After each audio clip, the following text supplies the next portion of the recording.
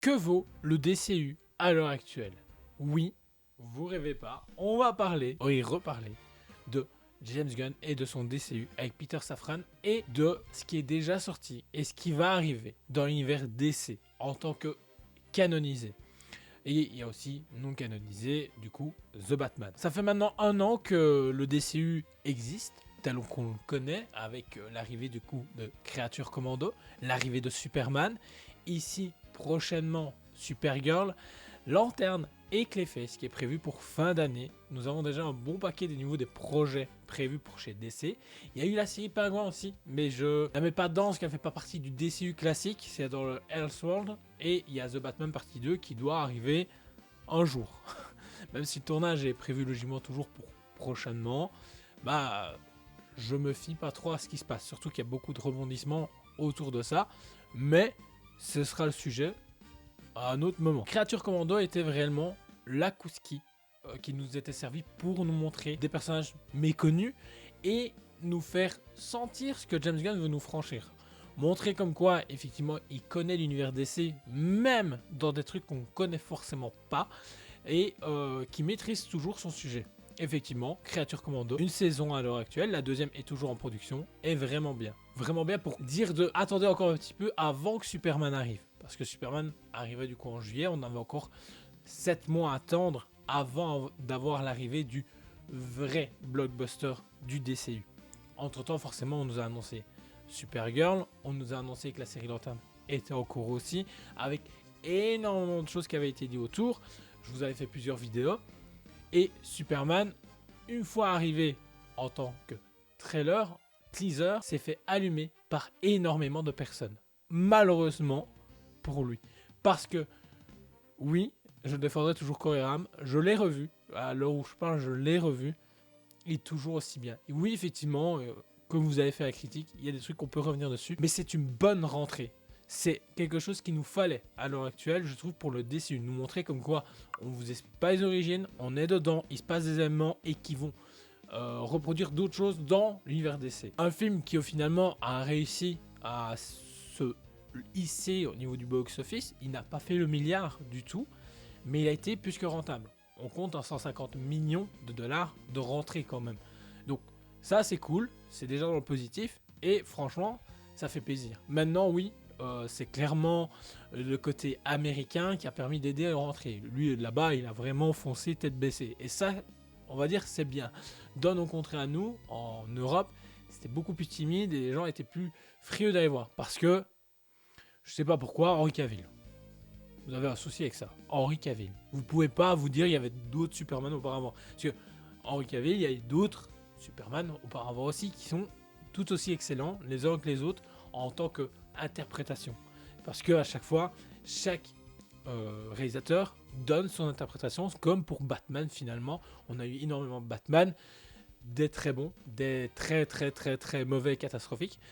Mais au moins, il y a pour tout le monde et pour faire plaisir à tout le monde. Là, à l'heure actuelle, j'ai encore vu des gens taper sur le film de James Gunn. J'étais là, je fais waouh, on est quand même 8 mois plus tard et les gens arrivent encore à taper dessus. Donc, franchement, lunaire.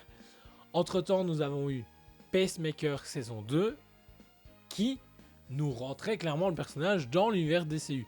Et de la façon dont était amené le personnage dans l'univers DCU, moi j'ai bien aimé. J'ai bien aimé cette saison 2 qui appliquait certaines choses beaucoup plus importantes et qui nous disent quelque chose qui peut être vraiment énorme pour la suite. Même si finalement, si vous voulez suivre en parallèle ce qui va se passer, c'est dans Creature Commando saison 2 qu'on aura la suite. C'est ce que James Gunn nous a dit. Malheureusement, vous n'avez pas le choix de si vous voulez la suite, parce que pour l'instant Pacemaker n'a pas été renouvelé et James Gunn a clairement dit comme quoi il ne prévoyait pas actuellement de saison 3. Il dit si je continue à faire comme ça, il y a un moment donné en fait j'aurai pas de place pour les autres projets. Il y a un moment donné on va avoir un souci en termes de budget et en termes de planning. Il y a un moment donné il y a Batman, Wonder Woman qui doit encore arriver sur le devant de la scène, plus Booster Gold, de ce qu'on peut comprendre. Il y a Blue Beetle aussi qui a été confirmé, qui doit arriver prochainement parce que le réalisateur de Blue Beetle, film que je kiffe et il serait temps que je le revoie aussi, que le réalisateur a dit vous tracassez, choses arrivent justement pour Blue Beetle et sa famille. Donc ils vont arriver, Voilà, par belle ou par lettre, on ne sait pas encore par quel chemin, mais ils arrivent prochainement. Donc on espère que, effectivement, ce serait pour Men of Tomorrow, qui est prévu pour 2027, ou un projet un peu avant. Mais bon, il faut voir. Peut-être même Creature Commando saison 2, finalement. Il peut apparaître ou avoir, vu qu'on voit, il y a beaucoup de personnages qui sont apparus dans Creature Commando. On a eu déjà Clayface, qui a son propre film fin d'année, qu'on n'a toujours pas de bande-annonce, et je suis hyper curieux de voir ce qu'il va nous amener dedans. Entre-temps, du coup, Pacemaker saison 2 se finit pour nous introduire, du coup, à énormément de choses. Et là, on attend, du coup, Lanterne et Supergirl qui vont arriver. Réellement, Supergirl risque d'être un bon film. Je pense même qu'il y a moyen qu'elle fasse mieux que son cousin. Alors, franchement, je serais un peu triste, même si ça reste le symbole de Superman.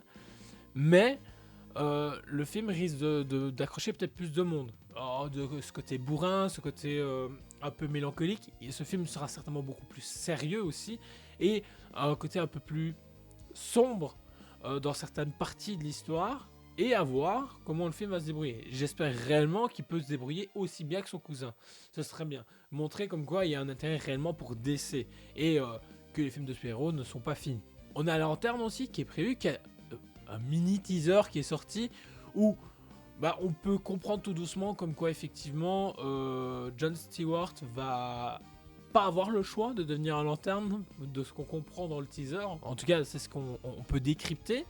Mais on espère une bonne annonce là dans les prochains jours, dans les prochaines semaines, parce que il faut quelque chose, il faut qu'on tilte. Surtout qu'on sait que les 3 Green Lanterns seront dedans et on aura Sinestro aussi. C'est pas rien. Et encore une fois, des choses qui auront des répercussions dans Men of Tomorrow. Donc, voilà, l'homme de demain. Donc, on espère que là, ça va être bien. Ensuite, Clayface. Clayface, j'en attends rien. Et en même temps, il y a une chose que j'attends vraiment dedans. Et j'ai l'impression qu'on l'aura pas parce que franchement, j'aimerais trop qu'ils puissent nous teaser Batman dedans. Qu'on voit Clayface, du coup, l'arrivée de Clayface, machin et tout.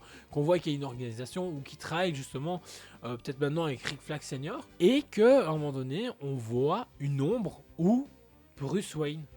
Même si toujours pas d'acteur a été annoncé, et rien, même si encore une fois, il y a plein de rumeurs sur plein d'acteurs différents. Et ben là, j'aimerais bien qu'ils nous annoncent tout doucement l'arrivée justement de Batman. Il serait plus que temps, surtout que logiquement, il devrait tout doucement être teasé de ce que le réalisateur nous avait dit. Actuellement, on est nulle part. On sait que la scénariste est toujours sur le scénario. Et on attend. Ça devient long. Pour l'arrivée de Batman, ça devient long. Wonder Woman, on commence à réellement avoir des rumeurs comme quoi elle pourrait apparaître dans le film Men of Tomorrow. Mais sans réellement de certitude non plus. Elle aussi, elle se fait attendre. Comme James Gunn a dit, c'est que il avance doucement, mais tranquillement pour pouvoir poser justement les bases avant d'arriver d'eux. Aussi également, on sait comme quoi il y a une série d'animation qui est prévue sur Mister Miracle. Donc, ok, why not? Qui sera canon en DCU. Et qu'on risque de voir Darkseid dedans. Mais Darkseid n'est pas le grand méchant de cette phase-ci. Parce qu'il a dit de toute façon, Darkseid, c'est que il avait été utilisé par Snyder. Il ne voit pas le revenir directement là maintenant. Du coup, il compte nous laisser du temps. Moi, ça me paraît logique. Pour l'instant, franchement, je dis ok, de toute façon, on a le temps d'arriver justement à cette situation-là petit à petit. Il faut d'abord que la Justice League se crée et puis seulement arriver. Donc, pour l'instant, on a la Justice Gang où la moitié, le 3/4 c'est des enfoirés. Et puis ensuite, je suppose que tout doucement, on va arriver sur une Justice League. Surtout que John Stewart va arriver et il y a moyen justement que lui fasse reposer un peu dans la balance justement le côté un peu plus justicier que juste lourdeau et cassos du groupe, comme on peut avoir avec Guy Garner. Même si je kiffe le personnage dans le film, un lourdeau. Et je suis curieux de voir son interaction justement avec Hal Jordan et John Stewart dans la série. Même si je pense que ce sera minime, mais elle sera là. Donc à voir comment ils vont le développer la chose. Et donc du coup, Clayface doit introduire notre Batman. Pour moi, le teaser de fin doit nous montrer une silhouette de Batman, ou la Batcave, ou ce qu'on veut. On n'est pas obligé d'avoir l'acteur maintenant, juste nous dire Batman est là. Même si dans Creature Commando, on a compris Batman est présent, là il commence à teaser la trique peut-être de Batman aussi, de Brave and the Bold. Franchement, on est curieux. Ou voir Robin. limite, je sais pas si je serais plus hypé de voir Robin que Batman. Alors que Batman, j'adore, mais on n'a pas eu pour moi de vrai Robin au cinéma. Donc là, ce serait le moment peut-être de pousser le truc et de dire bon, ok, Robin arrive là prochainement, dans les prochains jours, ça pèterait. Lobo aussi, Lobo qui est dans Supergirl, j'espère réellement qu'ils vont utiliser une série. Personnellement, j'y crois, parce qu'il y a moyen de faire quelque chose avec ce personnage-là, et il y a moyen qu'on le revoie dans Men of Tomorrow. Et entre-temps, du coup, Creature Commando saison 2, qui va être la suite plus ou moins directe de la fin de Pacemaker, saison 2.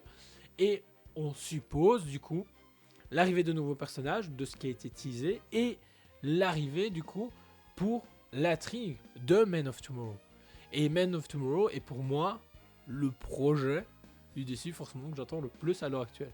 Parce que si effectivement on a un team-up comme c'est plus ou moins teasé avec les photos partagées un peu à gauche et à droite, justement des covers de comics, et qu'on verrait effectivement Lex Luthor dans son armure faire team-up avec Superman, mais j'ai hâte juste de voir le fait qu'il doit débarquer et lui dire bon écoute, maintenant on doit faire team-up. Il y a tellement de possibilités, j'ai plein d'idées, mais à voir. Parce que ça reste une enflure et il va lui mettre à l'envers quoi qu'il arrive à un moment donné. Et on a eu l'acteur de Brainiac, donc Brainiac arrive. Est-ce que Brainiac va déjà être teasé dans Supergirl, dans Creature Commando, dans autre chose, ou pas du tout? Et on va le voir débarquer du coup dans Men of Tomorrow. Et c'est là où j'ai hâte. On va voir Brainiac à l'écran. Et ça peut être beau. Alors, ça peut être foiré, j'entends certaines personnes dire ouais, il a bien justement loupé Ego dans Gardiens de la Galaxie Volume 2. Alors là, je suis tout à fait d'accord avec vous. Pour moi, Gardiens de la Galaxie Volume 2 est une erreur de parcours, et le fait qu'on l'a demandé d'accélérer le film parce que Infinity War Endgame arrivait, ça n'a pas aidé. Là, c'est lui le chef d'orchestre. Donc j'y crois un peu plus. Mais forcément, si vous n'avez pas aimé déjà Superman, du mal à vous convaincre de aimer la suite. Si vous n'avez pas aimé Pacemaker, vous n'avez pas aimé Creature Commando, difficile de vous dire quotient y croire. Moi j'y crois parce que j'ai aimé les 3 projets, et de ce que je vois dans Supergirl, surtout avec ici encore une fois le teaser pour Lobo où on voit visuellement ce que donne Jason Momoa, ouais, moi je suis convaincu, mais à 100%. Voilà, je suis assis, posé, et j'attends simplement qu'on arrive en juillet, voir justement Supergirl, voir Lanterne. Fin d'année, j'irai voir Clayface parce que je crois en projet aussi, et va attirer peut-être un autre public et montrer un côté beaucoup plus mature et horrifique, entre guillemets, du DCU. Oui. Et montrer que Batman sera plus sombre aussi. Ça aussi, c'est une façon de dire, voilà, vous avez Metropolis, ou Riri, Fafa, machin, tout ce que vous voulez. Il y a une bonne ambiance. Mais par contre, il y a l'autre côté, il y a Gotham, et en fait, il pleut, il drache, et en même temps, il y a les éclairs, et les méchants, ils sont vraiment là-bas. Voilà. Et ça nous rappellera les tons des dessins animés, justement, des années 80. Et moi, c'est ce que je voulais voir. Et c'est ce que James Gunn a l'air de vouloir nous proposer. Je vais dire à l'air, parce qu'il faut voir forcément la suite des événements, des teasers, des trailers, et la suite des annonces des projets. Je trouve que c'est trop calme aussi. J'ai plein d'envie de voir de choses arriver chez eux, et finalement on attend là, bouche bée, on se dit aujourd'hui, demain, après-demain, jamais, personne ne sait finalement. Et c'est mon seul regret, c'est que il manque un choix de communication. Parce que pour reprendre les gens sur X, auparavant Twitter, mais je dirais toujours Twitter, là il y a du monde, mais pour faire des trucs concrets, il n'y a plus personne. Donc c'est un peu dommage. Et il y a des choses où je trouve qu'il y avait moyen d'annoncer plus de manière théâtrale les choses. Brainiac, finalement, il a juste posté une photo sur Twitter de l'acteur, photo de Brainiac à côté. Voilà, j'ai trouvé l'acteur de Brainiac. Ouais, ok. C'était cool d'avoir un style de teaser ou autre, comme il a pu faire pour Superman avec le costume. Mais bon, il serait peut-être fait encore allumer dans tous les sens, et il en a peut-être un peu marre de justifier, parce que, encore à l'heure actuelle, il passe plus de temps, j'ai l'impression, à se justifier que à réellement nous montrer des trucs concrets. Mais bon, moi je reste croyant dans ce qui va se passer, et j'ai hâte de voir la suite du DCU. N'hésitez pas du coup à vous donner votre avis par rapport au DCU, ce que vous en pensez jusque maintenant, de ce que vous avez ressenti, de votre hype ou pas, ou si vous y croyez, ou vous y croyez pas depuis le début et vous êtes déçu de projet en projet, ou tout le contraire, vous dites ah j'étais pas optimiste à la base, et finalement il a réussi à me donner envie de continuer dans le DCU et m'intéresser peut-être à DC aussi. Parce que personnellement, je connais beaucoup de gens que DC à la base étaient ouais, je connais les films, mais grâce justement au nouveau Superman et ça, ils sont intéressés aux comics et ils ont commencé à lire des trucs. Et c'est ce que je trouve le plus intéressant. C'est qu'à un moment donné où les gens se disent ah, je manque de quelque chose, je vais me renseigner un peu plus. Et du coup, dans les comics, vous avez pour tous les goûts, tous les styles, et c'est là où je me retrouve le plus à l'heure actuelle. Je me suis lancé un genre de défi où je suis en train d'essayer de lire un maximum sur l'univers Superman pour encore plus enrichir le lore que je connais. Et plus je lis, plus je découvre de choses, plus je me dis oh, il y a peut-être possibilité de voir ça à l'écran ou possibilité d'amener ça de cette façon-là. Et je trouve ça encore plus riche parce que de base, j'en ai lu du Superman, mais peut-être pas assez de manière régulière pour dire de. Et à l'heure actuelle, je me dis waouh, il y a tellement de possibilités et tellement de choses qui peuvent encore arriver dans le futur parce que forcément, après 85 ans de vie de personnage, il y a beaucoup de choses qu'on a vues, beaucoup de choses qui ont évolué, des personnages qui sont arrivés entre temps justement dans les comics. C'est devenu carrément une famille, il y a une famille Superman et tellement de possibilités justement pour James Gunn, pour même le Elseworlds peut arriver justement sur le personnage Superman par après. On parlait quand même du Superman noir à la base, fait par J.J. Abrams, qui le projet est certainement plus que certains annulés ou reportés ultérieurement, mais on verra. Moi j'ai hâte de voir justement où ils peuvent aller avec le Elseworlds sans mélanger le tout et nous montrer clairement ce qui peut se passer dans le futur avec le personnage de Superman ou la Justice League qu'on attend forcément pied au plancher parce que c'est là où il va pas devoir se louper car malheureusement on a failli l'avoir à l'écran annulé machin et tout, on a quand même eu deux versions différentes mais qui sont pour moi pas représentatifs de ce que je voulais à l'écran. Moi j'espère que justement dans le nouveau DCU on va avoir ce côté plus représentatif et voir ce qu'il y est possible de voir futurement à l'écran chez DC. En tout cas, pour ceux qui sont restés jusqu'à la fin, merci de m'avoir écouté. Donnez votre avis en commentaire, abonnez-vous si ce n'est pas déjà fait, partagez cette vidéo, activez la petite cloche pour être averti de les futures vidéos. Sur ce, on se dit à très vite pour une vidéo. Ciao!